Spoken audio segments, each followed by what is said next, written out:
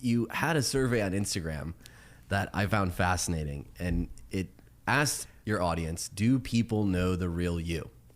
And half answered yes. How sad is that to you, that only half answered yes?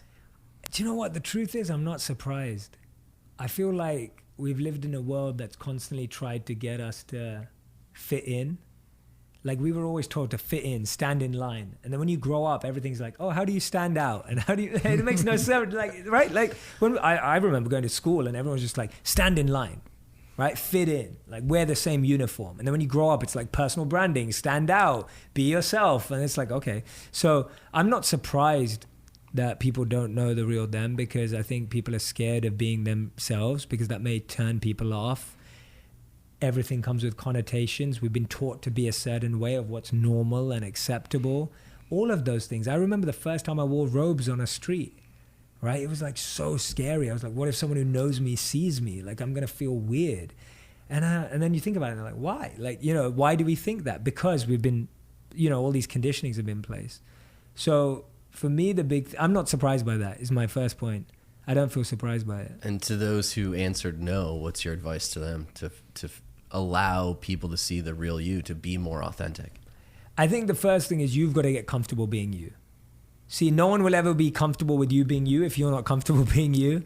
And I think we first try and prove ourselves to other people. So my favorite, this is like, I talk about this all the time. It's probably one of my favorite pieces of insights. It's from a writer named Cooley in the 1900s. And he said, today I'm not what I think I am. I'm not what you think I am. I am what I think you think I am. So what he means by that is we are living in a perception of ourselves. If I think you guys think that I'm nice, then I feel nice. If I think that you think I'm weird, I feel weird. So we're constantly living through the perception of someone else. So my first thing is get away from that. Take that away. Figure out how you feel about yourself. So I would say happiness is how you feel about yourself when you're by yourself.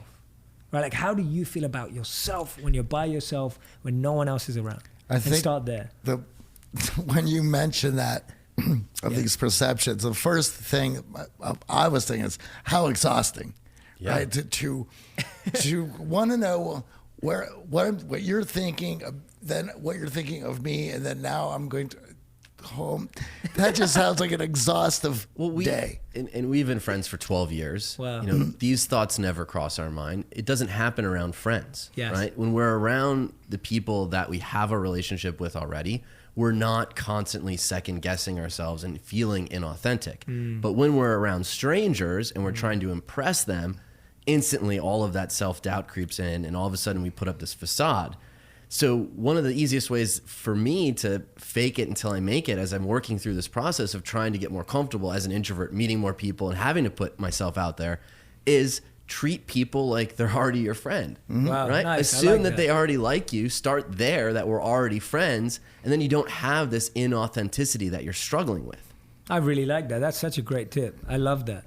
Yeah, and I think the other one is like just get comfortable being you and figuring out what that means. Like if you just observe, when do you feel uncomfortable? So I found this, when I go to an event that I'm not speaking at, that is not about what I do, but I'm attending, I've observed that I prefer finding a one-to-one conversation in a corner and going really deep with someone rather than trying to mill around the like popular circles and try and have and direct a conversation. It doesn't work for me. So now I can be myself by going, it's okay if I don't network at this event. If no one knows that I'm here, it's fine. I'm going to go off and have a meaningful conversation with one or two people. And when you know that, you just put the pressure of yourself and you're just like, yeah, like I can't be, and then you can be, so it's just observing when you feel at your best and then figure out how to do that in each place.